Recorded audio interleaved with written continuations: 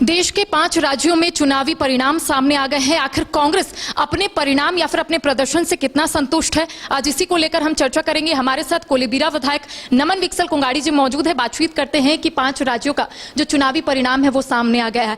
बंगाल और असम में सभी की निगाहें टिकी हुई थी। क्या लगता है कांग्रेस का कैसा प्रदर्शन रहा इन दोनों राज्यों में? चिंता का विषय है देश के लिए।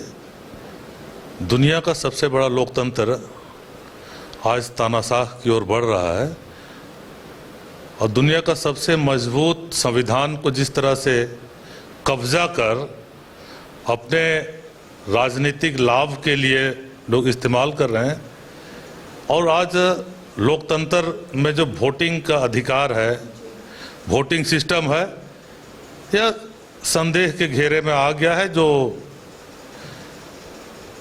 पूरा विश्व स्तर पर सबसे बड़ा लोकतंत्र और सबसे मजबूत संविधान जिस देश में है, इसकी छवि धूमिल तानाशाह सरकार कर रही है। एक आरोप आप लोग पर लगता है कि जब विपक्ष के पक्ष में परिणाम आता है तो सब कुछ ठीक रहता है, जब विपक्ष के पक्ष में परिणाम नहीं आता है तो आप लोग कहते हैं ईवीएम में गड़बड़ी है। इसको किस रूप में ले रहे हैं? पिछले बार भी झारखंड में भी उन्होंने गड़बड़ी किया था। मुझे याद है पिछले लोकसभा और विधानसभा चुनाव में मैंने खुद अपने वोटिंग के रोज जो भ्रमण के क्रम में पाया था, हर बूथ में 20-25 लोग ऐसे मिले थे जो जीवित हैं और जिनके पास वोटर कार्ड है और वोटर लिस्ट में नाम था, लेकिन वहां पर डेथ का मोहर लगा हुआ था। कई लोगों को भी मैंने देखा पाया जिनका वोटर लिस्ट में नाम है, वोटर कार्ड है, और वे उसी गांव में अवेलेबल हैं और वोटर लिस्ट में भी नाम है, लेकिन जब वे वोट देने के लिए जाते हैं, वोटर लिस्ट में नाम भी है लेकिन वहां पर डिलीट का मोहर लगा हुआ है। कई लोगों को मैंने यह भी पाया कि पिछले वोटर लिस्ट में नाम था, वोटर कार्ड उनके पास है, लेकिन जब वे वोट देने के लिए गए तो वोटर लिस्ट से नाम गायब है। तो ये गड़बड़ी तो इन लोगों ने पिछले झारखंड के अंदर में लोकसभा और विधानसभा चुनाव में भी किया था। तो भाजपा आज लोकतंत्र के लिए खतरा है। तानाशाह शासन जो चल रहा है बहुत लोकतंत्र के लिए अच्छा नहीं है। जितना भी रिजल्ट आ रहा है, अधिकतर जगहों पर रिजल्ट को प्रभावित कर रही है भाजपा, संवैधानिक संस्थाओं का दुरुपयोग कर रही है। ये लोकतंत्र के लिए अच्छा नहीं है। अच्छा दादा, ये कहा जा रहा है झारखंड में कि एसआईआर से पहले जनगणना होगी। अगर आप अलग अलग राज्यों का देखें, चाहे आप बंगाल का देखें, बिहार का देखें, वहां पर भी एसआईआर की प्रक्रिया हुई। यहाँ पर जनगणना होगी, उसके बाद एसआईआर होगा। तो क्या लगता है जो पड़ोसी राज्य में जिस तरह से आप लोग आरोप लगा रहे हैं, क्या आप लोगों को भी डर लग रहा है कि झारखंड में और भी लोगों का नाम जो है वो हटा दिया जाएगा लिस्ट से? झारखंड में चूंकि अभी तुरंत इलेक्शन होना नहीं है, एसआईआर में मैपिंग हो रहा है कि 2003 में किनका किनका नाम है वे रहेंगे यथावत, चूंकि 2003 में एसआईआर होके नाम चढ़ा है। उसके बाद 2003 के बाद जितने भी लोगों का वोटर लिस्ट में चढ़ा है उनका जांच होगी, और अभी का एसआईआर में जो कमियां होंगी तो उनको समय रहेगा। 5-6 महीना में वो अपने दस्तावेजों को बनाकर सबमिट कर देंगे और उनका वोटर लिस्ट में नाम चढ़ जाएगा। लेकिन जो बिहार में किया था, पश्चिम बंगाल में किया, एसआईआर का टाइम गलत था और जानबूझकर यह किया गया था। अब 6 महीना बाद बिहार में भी बंगाल में भी जिनका नाम हटाया गया है वे एक प्रक्रिया के तहत नाम चढ़ा लेंगे, लेकिन उनका वोट का अधिकार तो रोक दिया भाजपा ने, जो संवैधानिक अधिकार है। जनता को अपने सरकार चुनने से मना कर दी। यह लोकतंत्र का सबसे घिनौना एक अध्याय भाजपा ने जोड़ दिया है, जो इतिहास में भाजपा के कैरेक्टर और चरित्र और स्वभाव को लोग जानेंगे। अच्छा दादा, अगर हम झारखंड के पड़ोसी राज्यों की बात करेंगे, छत्तीसगढ़ हुआ, उड़ीसा हुआ, बंगाल हुआ, बिहार हुआ, यहाँ पर अब बीजेपी की सरकार बन गई है। एक झारखंड है जहाँ पर महागठबंधन की सरकार है। तो आप लोगों को क्या ऐसा डर लग रहा है, क्योंकि सूत्रों के हवाले से ये जानकारी मिल रही है कि झारखंड में भी बड़ा परिवर्तन हो सकता है, क्या इसका आप लोगों को कोई अंदाजा है, क्या ऐसा होगा या एज इट इज रहेगा जो चल रहा है अभी? जिस तरह से भाजपा के लोग कह रहे हैं और उसके माता संस्था आरएसएस के लोग जिस तरह से ट्वीट कर रहे हैं, अखबारों में, मीडिया में आकर कह रहे हैं अब झारखंड की बारी है, यह मानसिकता लोकतंत्र के लिए बहुत घिनौना और तानाशाह सोच को दर्शाता है।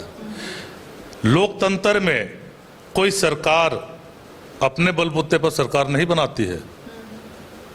लोकतंत्र में जनता के द्वारा जनता के लिए सरकार चुना जाता है। किसकी सरकार बनेगी यह कहने का हक जनता को है, ना कि तानाशाह विचारधारा के लोगों को। तो जब भाजपा इस तरह से कह रहे हैं आपकी बारी झारखंड की, तो उनकी मानसा स्पष्ट है कि वे तानाशाही नीतियों के तहत यहां झारखंड के वोटरों को, मतदान को वे डिस्टर्ब करेंगे, प्रभावित करेंगे और तानाशाही तरीके से संवैधानिक संस्थाओं को कब्जा करके, वोट चोरी करके वे सरकार में आएंगे। इसका वे अभी से अपना घोषणा वे कर रहे हैं, जो लोकतंत्र के लिए अच्छा नहीं है। दादा, एक आखिरी सवाल रहेगा कि क्या झारखंड में महागठबंधन की सरकार ठीक है? क्या कांग्रेस और जेएमएम का समन्वय ठीक है? क्या सब कुछ ठीक चल रहा है या बीच में कुछ खटपट है? झारखंड में इंडिया गठबंधन सब ठीक ठाक चल रहा है। कांग्रेस ने इस देश की आज़ादी की लड़ाई लड़ी, इस देश को आज़ादी कराने में बहुत महत्वपूर्ण भूमिका रहा और लोकतंत्र स्थापित करने में भी कांग्रेस का बहुत बड़ा योगदान रहा और दुनिया का सबसे मजबूत संविधान बनाने में भी कांग्रेस का बहुत बड़ा योगदान है। और उस संविधान में कांग्रेस ने सभी वर्ग समुदायों को वोटिंग राइट और चुनाव लड़ने का स्वतंत्रता दी है, संवैधानिक प्रावधान किया है। और आज लोकतंत्र का यह मिसाल है कि कई क्षेत्रीय पार्टियां आज उसी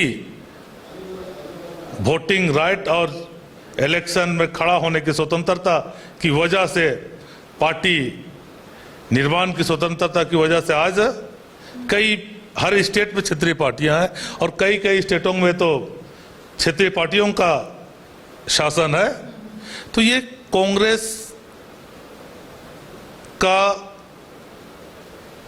लोकतंत्र के प्रति सच्ची सोच और उसको पर चलने और मानने का यह एक अच्छा प्रमाण है।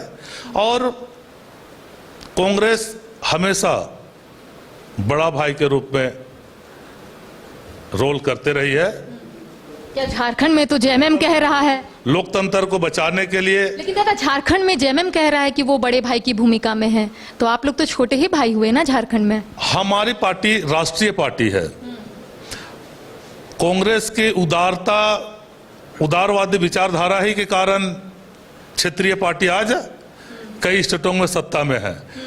हम तो पूरा देश में हैं, हम देश को सोचते हैं, राज्य पर सिर्फ हमारा ध्यान नहीं है पार्टी का। मतलब दादा आपका कहना है कि अगर कांग्रेस जेएमएम के साथ नहीं रहता तो जेएमएम सत्ता में नहीं आता, यही ना?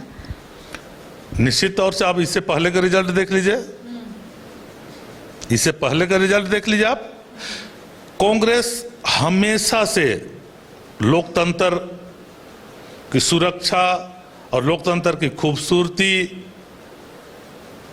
और सांप्रदायिक ताकतों को रोकने के लिए त्याग करते रही है। इतिहास देख लीजिए और कई राज्यों का समीकरण देख लीजिए, देश हित में, लोकतंत्र हित में सांप्रदायिक ताकतों को रोकने के लिए कांग्रेस शुरू से त्याग करते रही है। यही कांग्रेस की पहचान है, क्योंकि कांग्रेस का निर्माण सत्ता में आने के लिए, शासन करने के लिए नहीं बना है, बल्कि लोगों की मानवता की और लोकतंत्र के लिए कांग्रेस का निर्माण हुआ है। तो देखिए, झारखंड के सभी पड़ोसी राज्यों में बीजेपी की सरकार बन गई है और बीजेपी की तरफ से एक नारे लगाए जा रहे हैं। बीजेपी की तरफ से यही कहना है कि अगली बारी झारखंड की। आज इसी को लेकर हम चर्चा की है। आपने सुना कि कोलेबिरा विधायक नमन विक्सल कोंगाड़ी ने क्या कुछ कहा है। फिलहाल हमें दी इजाजत सहयोगी नूतन के साथ Karishma Sinha, news by scope, Ranchi. Cricket के विश्व मंच पर छा रही हैं रांची की प्रतिभाएं। इन प्रतिभाओं को संवार रहा है जेके इंटरनेशनल क्रिकेट एकेडमी। अनुभवी कोच की देखरेख, सुविधाओं से लैस जेके क्रिकेट एकेडमी अनुशासन और आत्मविश्वास का विश्वास भरा सफर।